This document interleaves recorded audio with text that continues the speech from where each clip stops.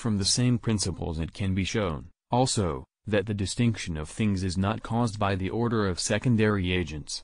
And this contrary to the opinion of those who suppose that since God is one and simple he produces but one effect, which is the first caused substance, and that this effect, since it cannot possibly be on a par with the simplicity of the first cause, possesses a certain multiple character, making it possible for some kind of plurality to issue from it, so that, with the effects perpetually falling short of the simplicity of their causes, the diversity of the things of which the universe consists is being established while the effects are being multiplied. This position, then, does not assign one cause to the entire diversity of things, but different causes to different effects, while maintaining that the total diversity of things results from the concurrence of all causes.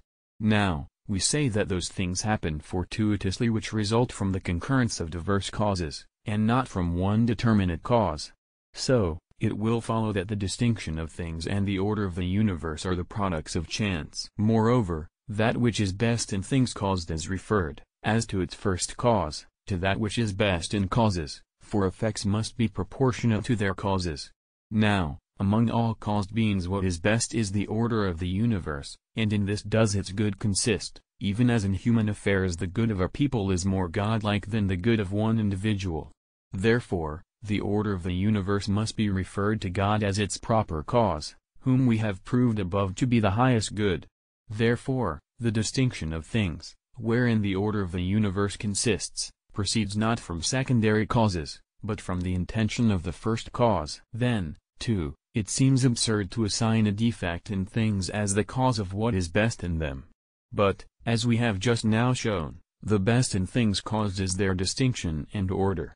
So, it would be incongruous to say that this distinction of things is the result of secondary causes falling short of the simplicity of the first cause. Moreover, in all order-deficient causes, where action is done for the sake of an end, the ends of the secondary causes must be pursued for the sake of the end of the first cause. The ends of the art of war, of horsemanship, and of bridle-making, for example, are ordained to the end of the political art.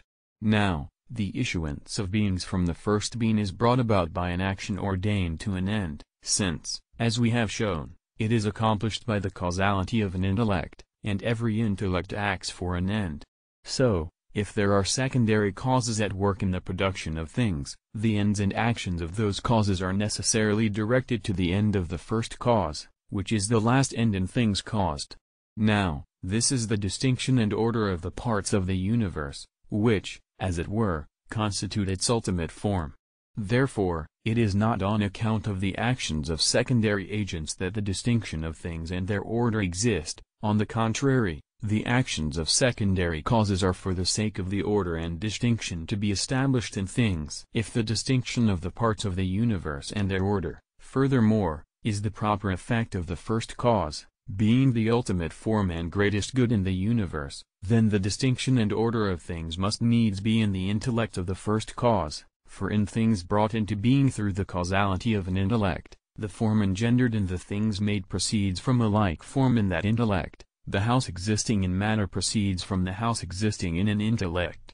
But the form of distinction and order cannot exist in an agent intellect unless the forms of the distinct and ordered things are present there. Present in God's intellect, therefore, are the forms of diverse things mutually distinct and ordered. Nor, as we have shown above, is this multiplicity incompatible with God's simplicity. Hence, if things outside the mind proceed from forms that are in it, it will be possible, in the case of things brought about by intellectual causation, for many and diverse things to be produced immediately by the first cause without detriment to the divine simplicity, on whose account some fell into the position referred to above. Also, the action of an intellectual agent terminates in the form which the agent apprehends, and in no other, except accidentally and by chance. But, as we have shown, God is such an agent. Nor can his action be of a fortuitous character, since he cannot fail in its performance. It therefore necessarily follows that he produces his effect by the very fact that he knows it and intends it. But through the same idea whereby he apprehends one effect, he can grasp many effects other than himself. Accordingly, without any intermediary he can cause many things all at once. Moreover, as we have previously shown, The power of God is not limited to the production of one effect, and this accords with his simplicity, because, the more unified a power is, the more unlimited is its scope, since it is able to extend itself to so many more things. But, except in the case of the agents being determined to one effect, there is no necessary reason why only one thing should be made by one cause. Therefore, it is not necessary to say that, because God is one and absolutely simple, no multiplicity can proceed from him unless it be through the mediation of certain things lacking in the simplicity proper to himself. Then, too, it was shown above that God alone can create. Now, there are numerous things that can come into being only by creation, such as all those which are not composed of form and matter subject to contrariety, for things of this kind are necessarily incapable of being generated, since it is from a contrary and from matter that every process of generation takes place.